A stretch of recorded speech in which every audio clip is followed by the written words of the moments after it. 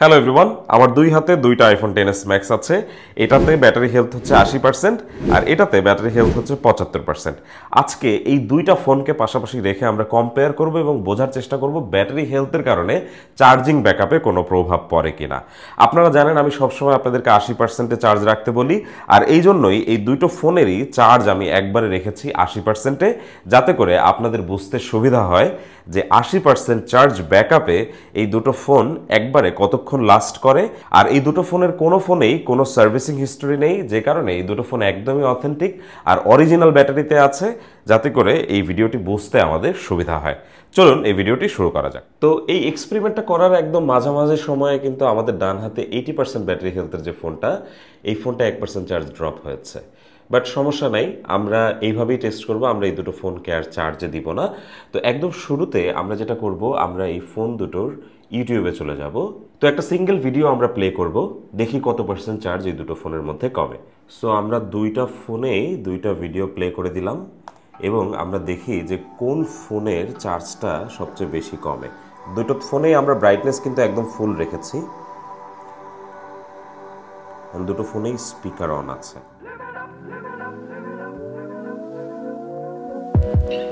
তো বেশ কিছুক্ষণ ধরে কিন্তু ভিডিও প্লে হচ্ছে, আমরা একটু দেখি চার্জ কতটুকু কমেছে।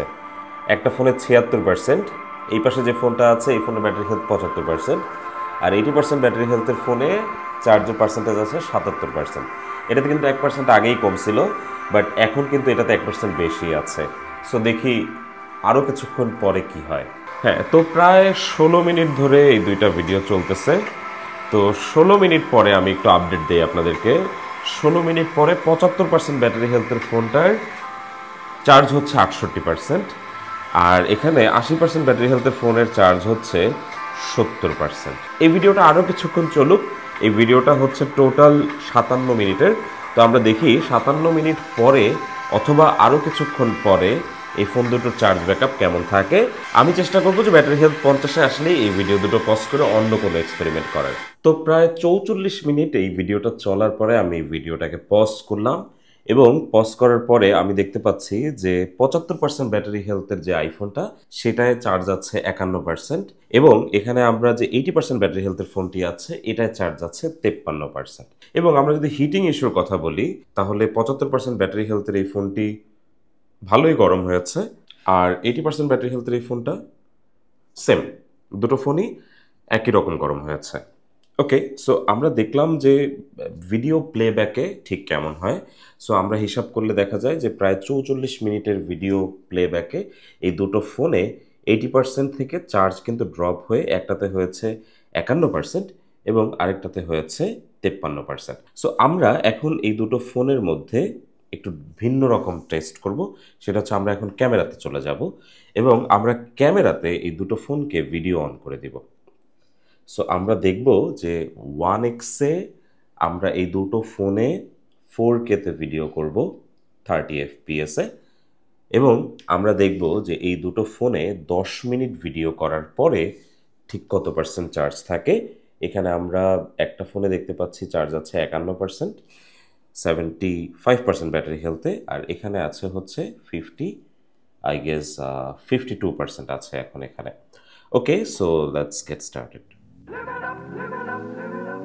তো আমরা এই দুটো ফোনেই 10 মিনিট ভিডিও করলাম। আমরা একটু দেখি এখন চার্জ ব্যাকআপ কেমন আছে। এই ফোনটাতে এখন চার্জ আছে হচ্ছে 44%, এবং আমাদের হাতে যে 80% ব্যাটারি হেলথের ফোনটি আছে এই ফোনটাতে চার্জ আছে হচ্ছে 45%।